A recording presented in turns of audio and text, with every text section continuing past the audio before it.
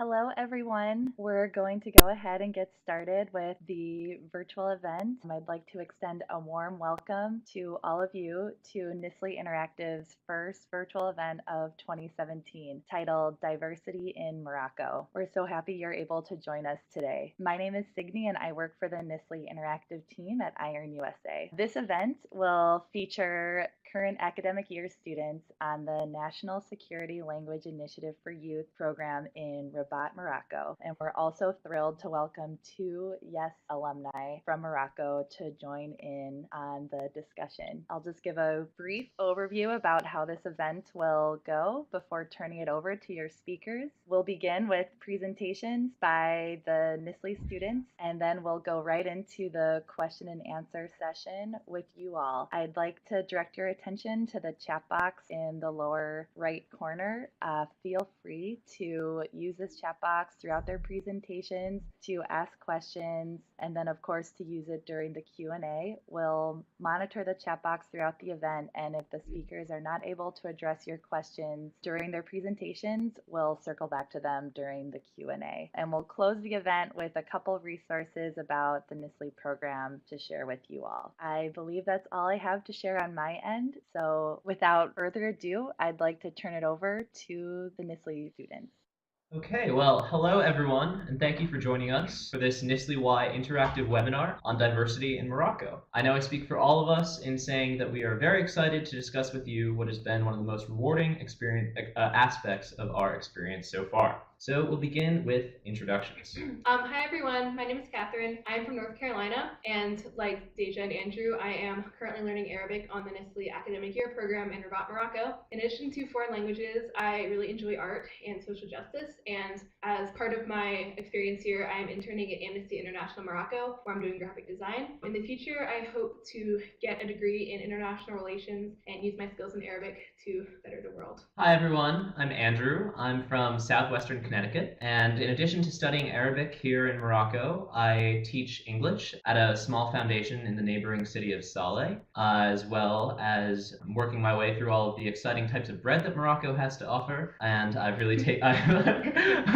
come to really enjoy living here and experiencing the culture that has fascinated me so much. I first came to Morocco in the summer of 2015 as a part of the NSLI-Y summer program, and I came to love Arabic and Moroccan culture, and so I knew that I wanted to reapply for the year program after I returned. And here I am. Hi everyone, I'm Deja. I'm from Alabama, and I also completed a NSLI summer before continuing with the NSLI Academic Year program. In addition to studying Arabic, I taught English for the first half of this year at our organization, and then now I volunteer with sub-Saharan migrants and facilitating recreational activities with them. And I'm just so excited to present about diversity in Morocco because it's really defined my experience and all of our experiences here. So really excited.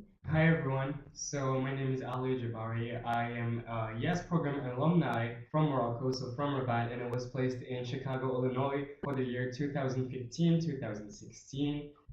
So I pretty much got the chance to experience American diversity during my year, and I really enjoyed living in the US for a year. Was a really rewarding experience that really broadened my horizons. And coming back to Morocco, I wanted to keep involved with exchange programs such as the YES abroad programs such as NSLI-Y, and being able to provide some of my insights as a Moroccan in the NSLI-Y student presentation is something I'm really happy to do. Hi everyone, my name is Nahila Azizi, and just like Ali, I'm a YES alumni from 2015-2016. I was placed in Michigan, and right now I live in Rabat, and I'm a high school student studying mathematics. Okay, and of course, Catherine and Deja and I are part of a larger cohort of 10 students, pictured here in Marrakesh. We visited for COP22, but we wouldn't be able to do any of what we do without the help of our local coordinator, Colleen Daly. Colleen will be monitoring the chat box for us throughout this presentation, answering questions that may arise as you type them. All right, so I'm going to start off the presentation with lingual diversity. So we are here studying modern standard Arabic, or Fusha, which is the language of the Quran, or it's basically classical Arabic. And in Morocco, there is a dialect of Arabic called Darija, or Moroccan Arabic. And that's what we speak with our host families, or in the streets, or just interacting with Moroccans or in everyday situations. But Morocco has two official languages, Arabic or Modern Standard Arabic, and Tamazight or Amazigh, which Amazigh, the people and culture of Amazigh, they were here before the Arabs invaded in the late 7th century. And with the Arabs coming, that brought Islam, that brought Arabic as an official language. And basically, Darija, Moroccan Arabic, is a mix of all of those things. It has a lot of classical Arabic influences, as well as Amazigh and a lot of French, because Morocco was a protectorate of France from 1912 to the 1950s. So Darija is just this really fascinating mix that it's really fun to learn and really useful. And beyond that, there are regional vernaculars of Darija itself, which vary from the north and the south, or different cities, different major metro areas. And in the north, there's Spanish as well. And English is becoming more and more useful as English culture, English businesses, English everything is becoming more prominent in Morocco. And Nahila and Ali, do you guys have any commentary on like the lingual diversity in Morocco? Yeah, sure. For example, so you've mentioned that the region has been really influenced by French. French in Morocco is a language that we use a lot for business, for trading with the European Union, for example, especially with France. We have a lot of trading agreements with this country, so it has become a mandatory language for education. So even though we are Moroccans and we speak Darija and study Arabic, we are required to learn French and to some extent Spanish in order to access tertiary education. And also on the official graduation exam for Morocco, you can choose to take it in French or Arabic, right? Yeah, and lately they also have English as well. Which has become just recently. It's like you said in the past couple of years. Awesome. And I just want to talk more about the bottom right picture. It says Allah al-Watan al-Malik, and this is in Arabic, obviously, but it's very, like, you can see it in a lot of places in the country, and just, it really, like, demonstrates how tied the language and religion is to Moroccan culture. And Allah al-Watan al-Malik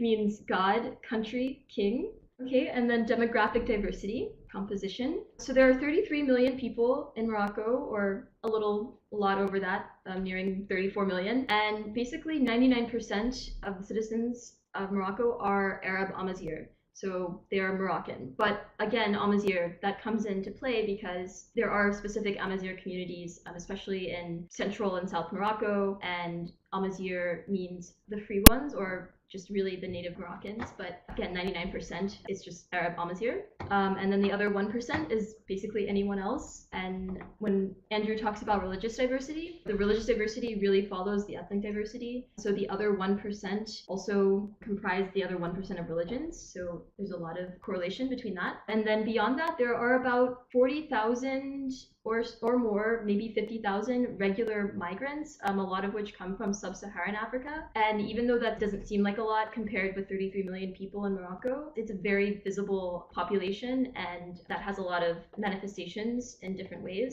This is from a photo series by Leila Alawi. She's a Moroccan photographer and social advocate who died earlier last year in 2016.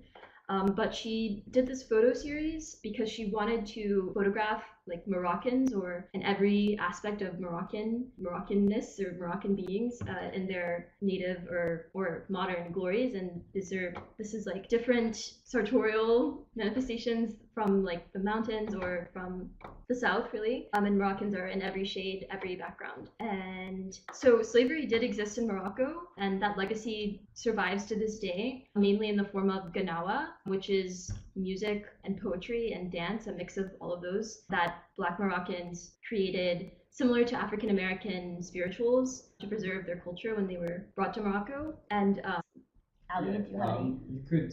So last year I did a presentation about Morocco in my music class, and I like to compare Gnawa to American blues. It has the same spirit of working songs. They become working songs, and today they are more than that because they just represent this whole Moroccan culture of descendant of people who were slaves in Morocco. And so that's kind of a demographic of its own, like Black Moroccans, and Gnawa is just an amazing manifestation of that. This is a picture of me and another participant, Patrick, with the migrants that we volunteer with and facilitate recreational games with. So there is a lot of diversity in Morocco, but specifically concerning the migrant situation, there's a lot of issues with inclusion, and we've just gotten to witness that firsthand just by being with them and understanding their experiences. So there is a bit of colorism with regards to diversity, because in general, if you do appear to be from sub-Saharan Africa, you might be assumed to be a menace to society, or like it might make people,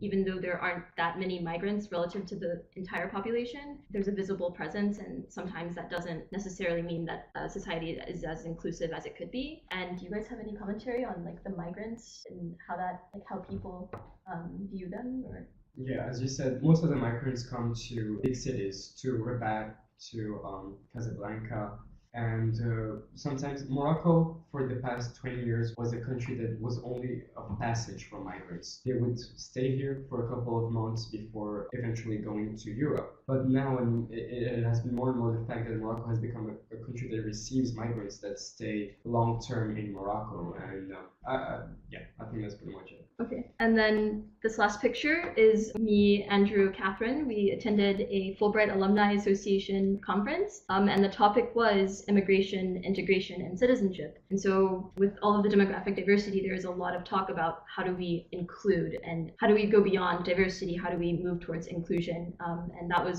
a really enlightening conference for me, and I think for you guys as well. So that concludes my bit about demographic diversity. Okay, and so now we're going to turn our attention to another aspect of diversity in Morocco, that being the diversity of the religions that are practiced here. So Morocco is, in many ways, a country profoundly influenced by its Islamic heritage, and it has been since the first Arab incursions into the territory in the 680s. But for just as long, it's also been a country that's been famous for its religious toleration. In Morocco, for example, the king is viewed as the supreme political and religious leader, but one of his preferred honorifics is Amir al-Mu'minin, which from Arabic means leader of the faithful. So in that capacity, he's viewed as the chief imam of sorts and guides the country's religious interpretation. But it's also worth noting that his title is leader of the faithful and not necessarily leader of the Muslims explicitly. And so that's of course a vestige of the caliphs of old, but as one professor of ours pointed out to me recently, it retains a particular relevance today in the pluralistic Moroccan society that we find ourselves in, because there aren't necessarily just Muslims in this country.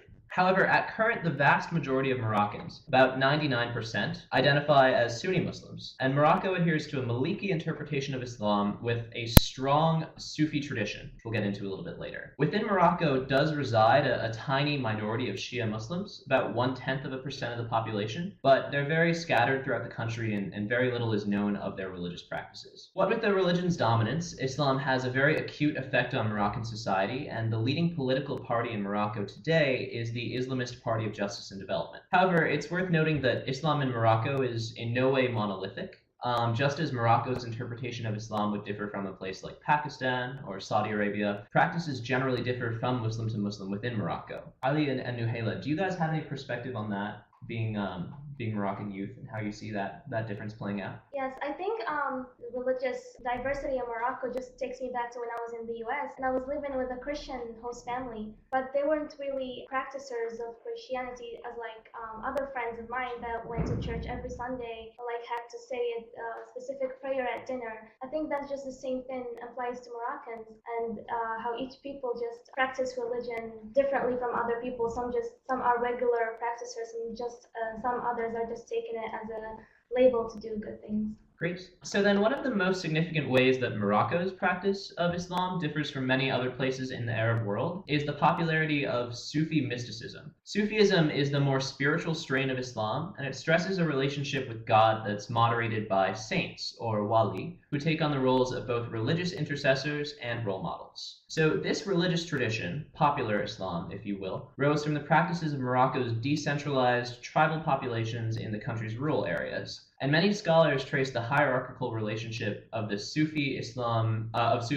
between believer, the saint, and the deity to the strict hierarchies of the tribal societies of old. In contrast to Sufism was the strict scripturalist interpretation of Islam that was practiced by the literate bourgeoisie in many of the urban areas. And unlike popular Islam, this interpretation of a religion was more puritanical in nature, and it sought to rein in the perceived ritualistic excesses like pilgrimages and stuff like that it saw in its Sufi cousin. For example, like many urban scripturalist Muslims would say that the only pilgrimage you can have in Islam is to Mecca, whereas it's very popular in Sufi Islam to visit the burial grounds of many of the saints that certain people may respect. So to this day, the practice of Islam in Morocco has fluctuated between those poles, between the Sufi Islam on one side that's decentralized and the more scripturalist interpretation of Islam on the other. But Sufi mysticism and that tradition plays a very important role in Moroccan society. In this picture here, for example, I actually had the privilege to visit a mosque in Rabat's Old City. Typically, it's illegal for non-Muslims to enter most mosques in Morocco. However, my host brother-in-law is actually the imam of this particular mosque, and they were throwing a secular celebration that was one of the traditions out of their particular Sufi path. And so I was able to go and see inside the mosque, and it was a really valuable experience. And it gave me a lot to appreciate in terms of the diversity of the Moroccan religious context. The remaining 1% of the population that's not Muslim, though, falls into the other category. And one of the main historical populations that fell in that category were Jewish Moroccans.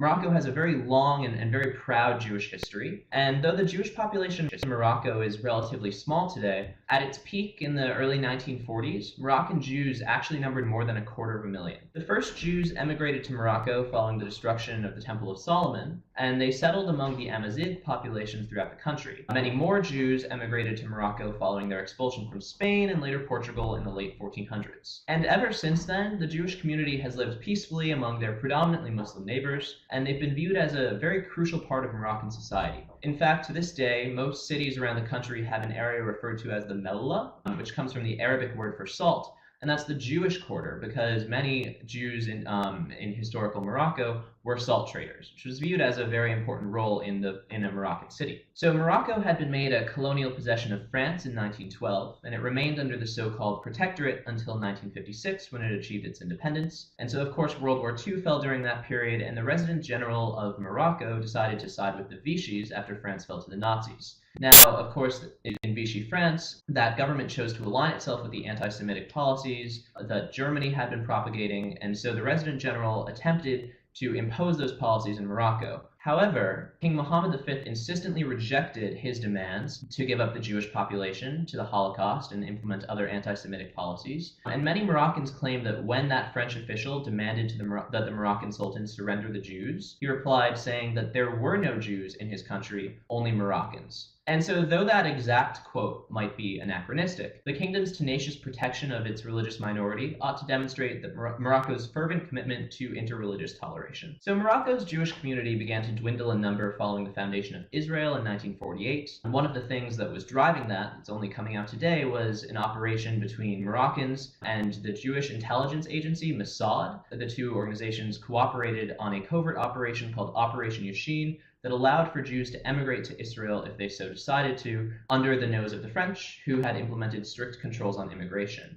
So to this day, actually, Moroccan Sephardic Jews are counted as the second largest ethnic group in Israel, following only the Eastern European Ashkenazi Jews. And many still hold to the traditional Moroccan cultural practices related to things like cooking and music. So though the Jewish population in Morocco numbers only about 50,000 today, Moroccans are still exceptionally proud of the history of peaceful coexistence and mutual respect between the Muslim and Jewish communities. There's also a very tiny minority of Christians in Morocco, typically left over from their colonial history under Catholic countries like France and Spain. However, even though they don't have great numbers, they do have an impact on Moroccan society. For example, in the middle of downtown Rabat is the Cathedral of St. Pierre, a very large and imposing structure. It's very beautiful. That is a legacy of French colonialism there. However, if you look at the Christian population in Morocco, it's actually a very interesting subsection of the just people who are here, because if you look at the Catholic population, for example, you have a lot of French expats and then a lot of sub-Saharan migrants. And it makes for a very interesting community just because that represents the very top and the very bottom of Moroccan society. So a couple of us attended Mass on Christmas, which was very interesting just because you were in a large French cathedral, for example, and yet you had an African choir. And so it was just a very beautiful testament to Morocco's diversity, racial, religious, and otherwise. Okay, so now we're going to talk about gender. And we are going to start off talking about gender as related to the political system and politics and laws in Morocco. Okay, so Morocco was liberated from French occupation in 1956. And King Mohammed V, who was the king back then, in 1957, decided to establish a mudawana, which is a family code, which is basically a set of laws meant to govern issues related to marriage and family. And so the original mudawana in Morocco did a number of things. It established the man as the official head of household. It established the unilateral divorce law, which meant men could file for divorce from their wives, but women could not file for divorce from their husbands. It also talks about the concept of marital tutors, which is basically a male relative who acts as a woman's guardian or speaks on her behalf, makes life decisions for her, authorizes her to travel, that kind of thing. This code was in place until 2004, although I guess various parts of it weren't always enforced. And so shortly after Mohammed VI succeeded his father, Hassan II, as the new king, Mohammed VI decided to entirely upheave the mudawana. And this is because this is a result of changing national and global attitudes concerning women's rights, and also a bunch of protests and popular opinion. So now Morocco's current family code has been in place since 2004, states that the minimum marriage age for both sexes is 18. However, couples can individually appeal this to a religious judge, and about 90% of the appeals get accepted. The new mudawana also puts restrictions on polygamy.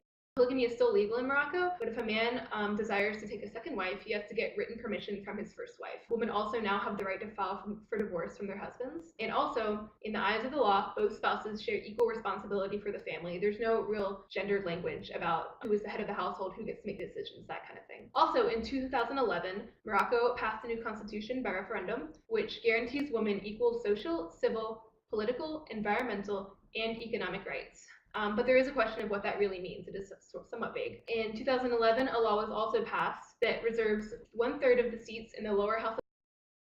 And so after the 2016 election, which we were here for, Morocco's parliament is 21% women, which is actually higher than the United States Congress, in which 90% of the members are female. So in this is a picture of me and a few other American students. We were given these t-shirts that say, basically they say, it doesn't matter who you vote for, just vote. And an organization in Saleh, a neighboring city to Rabat, was doing a campaign to raise voter turnout, because voter turnout in Morocco is historically low. Rates of voter efficacy are pretty low too. And so people are trying to change that. People are trying to get more people involved in politics, involved in the political process. So the main issue a lot of Moroccans have with gender equality in Morocco right now is Morocco's current inheritance law, which states that sons receive twice the inheritance as daughters. This was taken from the Quran. Some Moroccans agree with this law because throughout much of the country's history, and still now sometimes, men were expected to provide financially for their families and therefore carried a heavier financial burden. However, many Moroccan families, especially now that women are entering the workforce at very high rates, believe that this law is outdated, and so to get around this law, they started registering their property under their daughters' names if they have no sons. If they have no sons, then some of the money would have gone to a more distant relative who is male, but they can get around this by registering their property to their daughters. So with gender in politics comes gender in society. So Morocco is a very conservative and religious country. As Andrew talked about, 99% of the population is Muslim. However, Morocco is, I would say, somewhat progressive in many ways. So in the eyes of the law in Morocco, hijab, or covering yourself, wearing a headscarf, is totally a choice. Nohaila, as a Moroccan woman, would you like to talk about that? Yes, I guess being here today and looking the way I am is the biggest proof that hijab is totally a choice, that you can choose the way you practice your religion. My sister chooses to wear hijab, my mom does, I choose not to, which brings us back to like what Andrew pointed out about how different people practice religion differently. Yeah, actually, so the production of full face veils in Morocco, or of the burqa, was recently banned, actually, which I think, yeah, so hijab is something that you'd see about on the street. I think about in Rabat, 50% of women are wearing hijab, 50% aren't, and so it's really a pretty equal balance. And so in Morocco, you can't really talk about women in Morocco without talking about Fatima Mernissi. She was a prominent Moroccan feminist, wrote a lot of books. She actually died last year, and she gained recognition after writing a series of books analyzing the relationship between women and Islam. And her view centered around the idea that the Quran, and therefore Islam itself, is not inherently oppressive or anti-feminist, but certain hadiths which are alleged sayings by the Prophet Muhammad, are dubious in origin. And so she believed that Muslim women should reinterpret hadiths so they accommodate equal rights for women. And she also put a really big emphasis on distinguishing between culture and religion when discussing women's rights issues. Along with women's rights comes LGBTQ rights. In Morocco today, there are no official rights or protections for LGBTQ people, and relations between people of the same sex are illegal and carry a jail sentence of up to 3 years. Men are mostly affected by this law, but it can be women as well. Because social media is so widely available today, though, the LGBTQ community is able to connect under the radar of mainstream society more than ever before. And although no LGBTQ rights organizations are based in Morocco, there is an organization called Kif Kif, which means same in Amazigh, which is based in Spain, whose main mission is to help and empower LGBTQ Moroccans in Morocco and out of it. That's what we got for gender diversity. Excellent. All right. Well, that brings us to the end of our formal presentation. If anyone has questions, we'll open the floor to that now. You can direct your questions at any of us or all of us. Be happy to start a discussion about anything you might like to learn about. For some background, as we wait for the questions to come in, this picture was taken as we visited Masjid Hassan al-Thani in Casablanca. It's the largest mosque in Morocco and thought to be the third largest mosque in the world, perhaps the largest outside of Mecca. Again, those facts are a little dubious. We've had trouble verifying them, but that's what our tour guides told us. It's a very beautiful place right on the water in Casablanca. What was the application process like? I'm assuming they mean for NSLI. So for NSLI, you do a written application, then you have an interview, pretty much what it is. There's a lot of information about that on the NSLI website. You can get all the dates, everything on there. There was one about culture shock. Biggest challenge or moment of culture shock?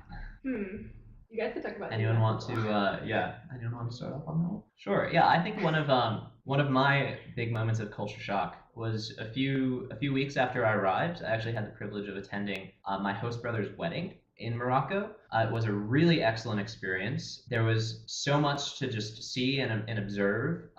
We've been really lucky to take a class on cultural anthropology in addition to our Arabic classes here. It's taught by Colleen. And so through that class, I've learned that Morocco is what we'd call like a high context culture, in that a lot of things happen and people don't necessarily feel the need to explain them to an outsider. So I was at this wedding and loud music was like constant. The bride was being picked up in a chair platform type thing and being carried around the room. It was very beautiful. And the other aspect of it was that it was on a Thursday, started at about 10 p.m. and raged until about 4 in the morning. And I had permission to go from Colleen contingent upon being in Arabic class the next morning. So that was one challenge.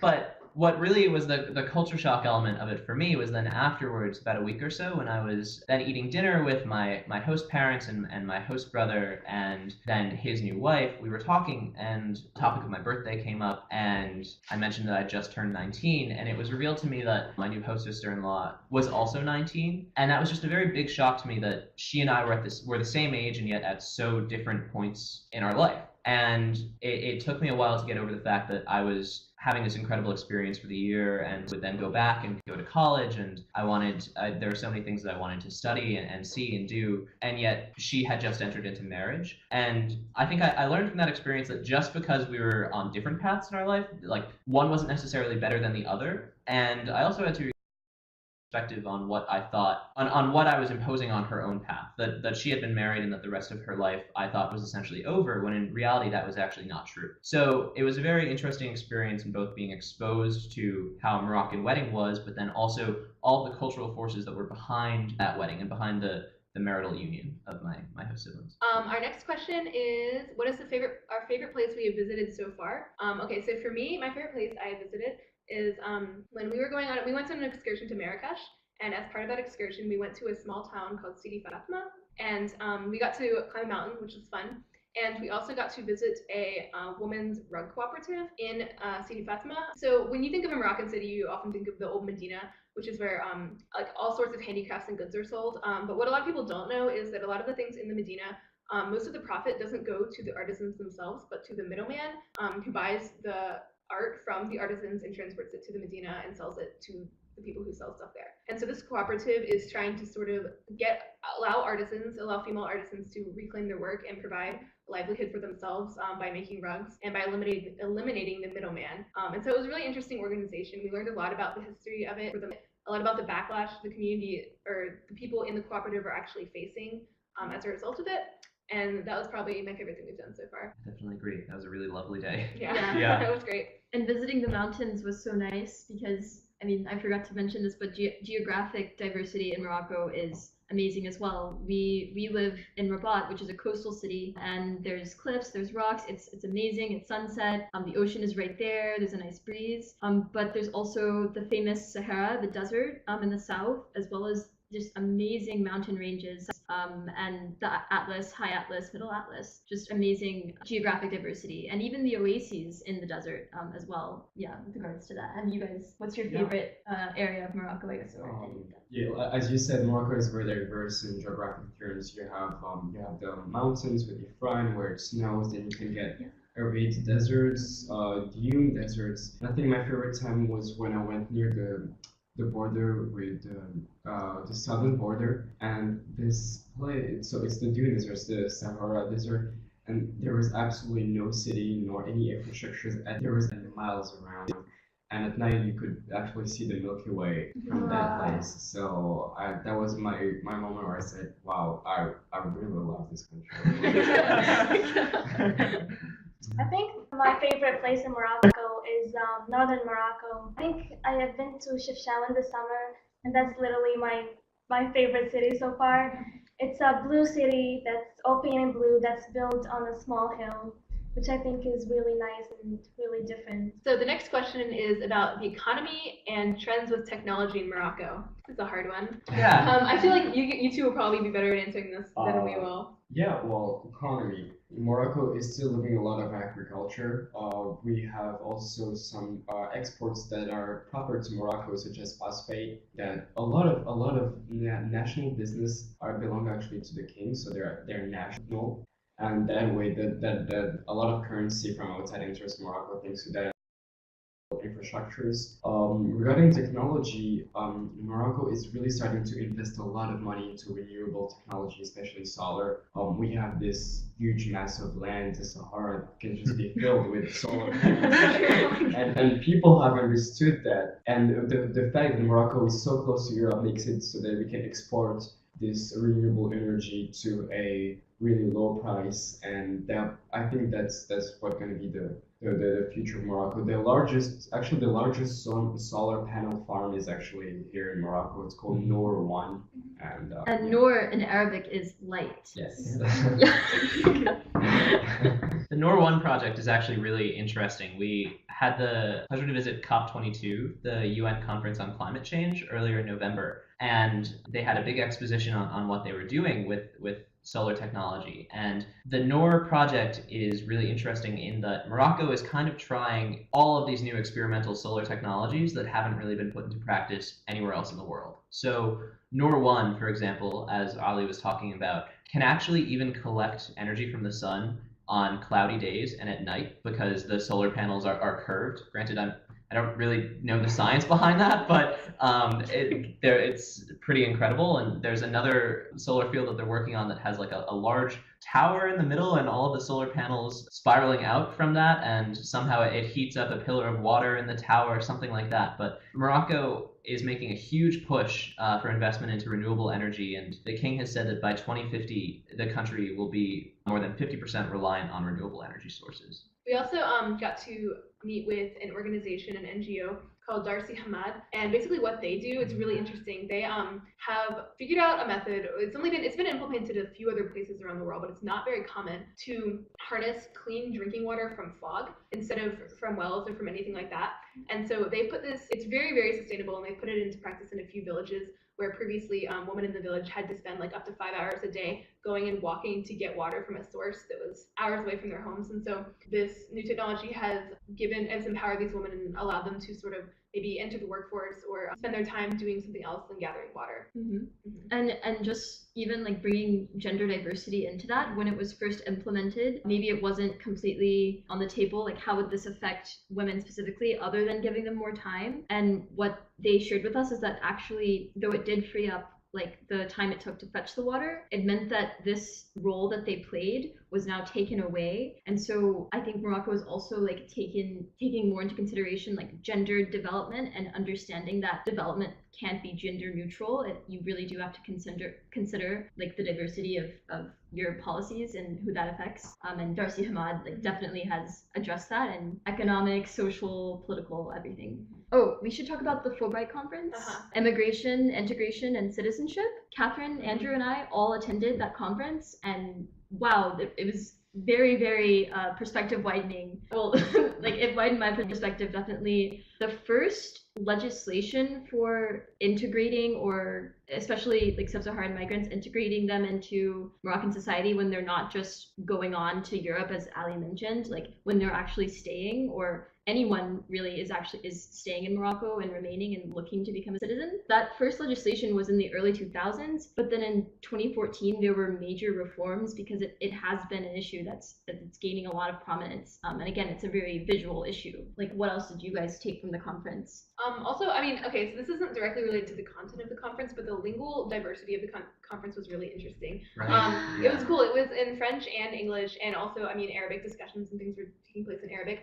And if you didn't, they had these little headsets available when you walked into the conference rooms that would have like real-time translation if you didn't speak the language that was being spoken, because it's really cool to have a country that's so lingually diverse. People speak so many different languages, but it also does create challenges because not everybody is going to speak all the languages all the time, and you can't really find one language that everybody's going to be able to speak. And so they've figured out really cool methods of technology for dealing with that. There's a really interesting element of solidarity with that too. I just remember sitting in a row with all of us behind a group of Moroccans who didn't speak English, and so then they had their headsets on for the parts of the conference that were in English, and then it turned to French, and we had no idea what we were doing since most of us don't speak French. And they turned around and recognized our confusion. They saw that it was the same confusion that they had when the conference was in English, and they passed back their headsets. So I don't know, it was just an aspect of Moroccan society that is there every day and has such a profound impact on everything. Yeah, a lot of code switching.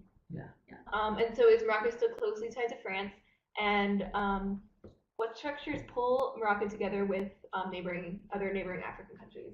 Sorry. Oh, all right. Policy, okay. I'm actually in politics at high school, so this is Morocco is very, very attached to France and to Europe in many ways. We like to say that Morocco is at the crossroads of three cultures: the European culture, the North African culture, and the Sub-Saharan culture. Actually, King Mohammed II said very eloquently that Morocco is like a tree whose roots are in Africa and whose leaves breathe the European air, watered by Islam. Yes, that Wow. that was really interesting. That's very nice. That is also true for economic partners.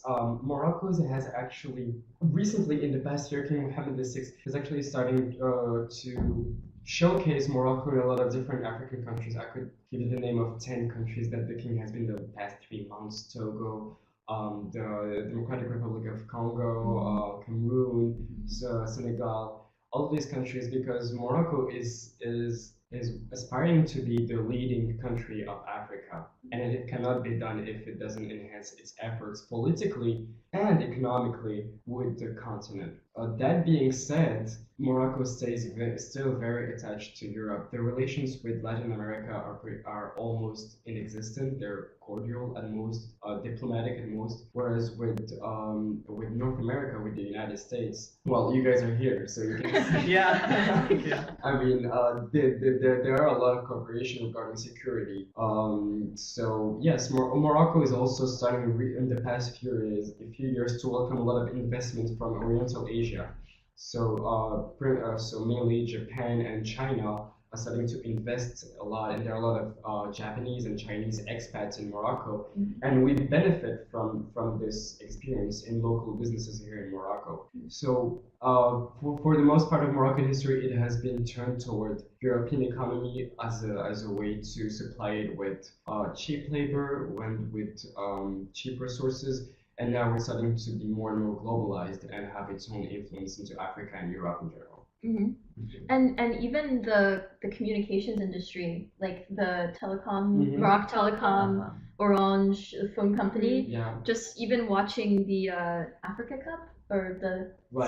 soccer games, you Yeah. see Orange, which is a Moroccan cell phone company, is a sponsor of these games that are in Senegal, that are in other African countries. You see it's very visible. So it's a French company. Well, I mean, it has a lot of presence. Yeah, no, it definitely does. That's how we see how Yeah. Europe and Morocco Yeah, it's and so Sub-Saharan connected. Africa are all linked. Yeah. And yes, this dates back to colonization, obviously, but some of it is, a lot of it actually, is still a good thing here in Morocco. Yeah. All right, next question. What is the healthcare system like? Public versus private? Is it expensive? Do people have access to birth control? What's the disease prevention measures, vaccines? Do you guys want to answer that? Okay, Colleen well, has answered a lot of it. Yeah, so Yeah. We have. Colleen has Colleen answered a lot of that? Okay. touched on a lot of that. Okay, cool. Some of us have had the privilege of First-hand experience with the healthcare visiting system. clinics in Yeah. Morocco. And compared to American prices, it is very affordable, but for many Moroccans, It is not. it's not. Yeah. So. Yeah. Morocco actually has a system of house call doctors still, Mhm. which was interesting. Asia and I both had unfortunate run-ins with food poisoning earlier this year that mandated Colleen scrambling a doctor to our host family. The medical system is very advanced in Morocco. I heard someone say recently that if you're in Africa and you need advanced medical care, you either go north to Morocco or south to South Africa. So it's generally respected as one of the best places where you can get medical care in the continent of Africa. Okay, so concerning lingual diversity, how is it communicating with our host families? So all of our host it's families, awesome. we're all unique situations, right? Yeah. It's very it's all unique. pretty- It's unique. It depends. So some host families speak French, some don't. Some of us speak French, some of us don't. Some host families speak very advanced Fusha, modern standard Arabic. Some host families, most people primarily conversate in Darija, but some host families are more able to speak Fusha, which is the language we're learning in class with us. And so my host family, for example, my host sister speaks very good English, and she also speaks very good modern standard Arabic. My host mom only speaks Darija. And so you have to kind of modify how you're communicating with each person, which can be difficult sometimes. Yeah, it's definitely a constant, I want to say it's constantly stimulating, because you really just want to get points across, and us to our families and our families to us as well. And you can pull in Darija, you can pull in French if you know it, you can pull in Fusha, because Darija does have a lot of classical Arabic in it. You can pull in really whatever to get your point across, and it's always interesting to communicate with your families. And I think just all of us, some of us have stayed with families, like Catherine and Andrew have stayed with their families since the beginning of the year. I moved halfway through the year to a new family, like many other students, and it's a journey of getting comfortable with lingually communicating with your family. And Yeah. I mean, just for example, my host mother went to French school, and so didn't particularly study modern standard Arabic, and so she knows some of it from the Quran and from she remembers some of it from before going on to high school, but she and I will mostly converse in Darija. However, my host dad did not go to French school. He spends a lot of time with the Quran, and so his Fusha is very excellent. And he told me early on in the year that if we wanted to, he and I could converse in Fusha. So generally, if we're alone, he and I will speak the modern standard Arabic that I'm learning in school, which is excellent practice for all the tricky grammar concepts and things like that. If the three of us are together, we'll speak Darija or something like that. But it totally varies based on who you're with. And sometimes I think that my host family isn't necessarily even cognizant of which language they're speaking in. They just communicate, and they communicate so fluidly that it's really incredible and fun to watch. Yeah. Yeah. As for me, I think so. I go to a French school, so French is pretty much my primary language of communication on a daily basis. Obviously, I speak Darija and Modern Standard Arabic, but not to the extent of my French. And so what usually happens when I speak to my own family is I just throw in French words in the middle of Darija sentences, and it just makes perfect sense. And we all communicate like this. And it's only when French people have come to my house, or people that did not speak French that came to my house and saw that half of my sentences didn't make sense to them, but the other half did, that I realized that we're not taught to differentiate between languages a lot. I grew up in my youth thinking that Darija and French were the same language. It's only when I got into school that teachers made me separate the two languages, saying that no, I shouldn't throw in Darija words in my essays. It was like a first grade or whatever. Unlike Ali, I go to a public Moroccan school, so Arabic is the language I speak throughout most of my day and most of my classes. I speak Moroccan Darija with my family. My parents both speak modern standard Arabic Fushan, Moroccan Darija, and a little bit of French. So, but we mostly just communicate in Moroccan Darija. Okay, how long did it take us to feel comfortable communicating in the language? I think for me at least, it's not really a question of like, am I comfortable communicating? It's like, am I comfortable enough to try to communicate, and am I comfortable making mistakes? Because there's not, like, we're here for 8 months. We're not going to get to a point where we're not going to make any mistakes or we're going to speak perfect Arabic or anything like that. And so we just kind of have to be okay with the fact that we're always going to make mistakes, and that that's okay, and that we're learning. And so our host families and people we interact with are understanding of that. Yeah, I think that was a big hurdle for me early on in the program, and then over the summer as well, was learning to be okay trying to articulate an idea, even if what you're saying isn't particularly cogent or anything like that. Arabic is a really tough language, and even now, sometimes I feel like I'm getting to a point where I can be particularly conversational, and then I get used to being there, and a week later, I feel like I can't say anything at all. And it's just because I've gotten accustomed to the level that I was at. And so in many ways, I think that's kind of rewarding. It's constantly pushing us to try harder and reach higher and things like that. But in terms of when we started to feel comfortable, that would totally depend. If you were to ask me whether I felt comfortable in Arabic, that would depend on the day. Sometimes yes, sometimes no. Yeah, it's a roller coaster. It's a beautiful roller coaster, but it's definitely, I feel like I personally always have to reset and kind of give myself a pep talk every day. So again, it's like it's based on the day. But luckily with my family, I think with all of our families, we are able to make mistakes in a really accepting environment, lingually. Yeah. How does it feel to be experiencing so much contrast in our 4 to 5 months versus what we would have been experiencing without NSLI? So all of us well, me, Catherine, and Andrew are on a gap year before college. So I guess I would compare it to like, how would this be at university versus Here. Yeah. And I definitely think that both of them would have been like, both of these times, whether we're starting college now or now that we're here, we're like learning a lot about ourselves, learning a lot about what we believe. We all take this class called Global Citizen, that just really, it's amazing. It forces us to talk about and articulate like who we are, what we believe, why do we believe certain things, how do we respond to culture, to society, to everything. And I think that honestly the pace that I've been going at here and like experiencing all of these things has been probably more just like rewarding and self-exploratory like than just being in college, because I think I've really had the time to come home after Arabic class, to come home after volunteering and think about like, who am I as an American?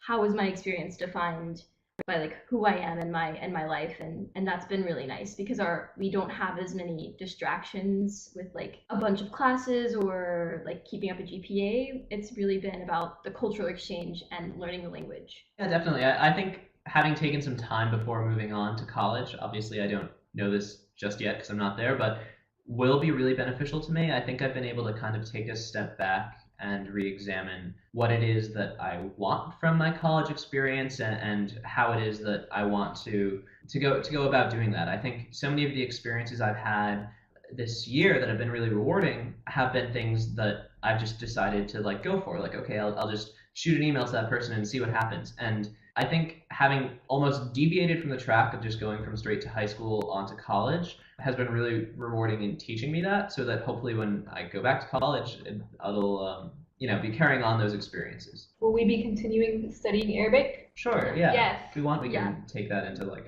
the future and then wrap it up. Yeah. I can't speak for y'all, but I'm definitely going to be, I think, we're all going to be continuing Arabic in college, hopefully. Yeah. Inshallah.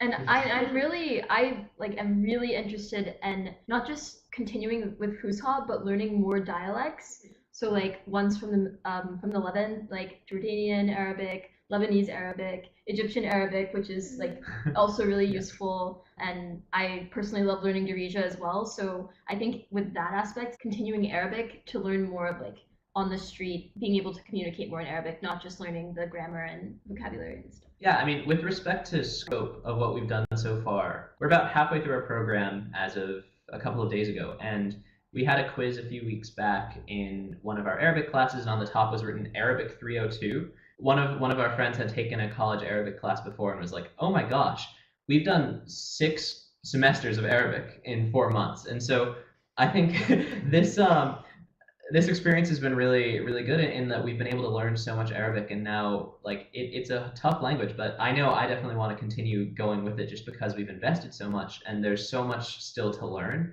and so much that we can do with it. That's really exciting. And Arabic also is so influential in other languages too. I'm really interested in Spanish, and there are a lot of expressions, like a lot of words and things that just come from Arabic because Spain is so close to so much of North Africa and the history of everything. And also, I was actually originally going to Turkey to learn Turkish, which didn't happen because of a government coup and all these things.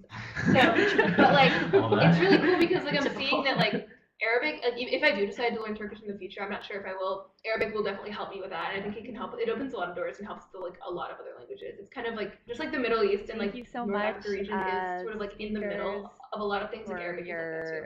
your insightful presentations. Well, that's And I'm just going to pull up our final slide. That was it. Okay.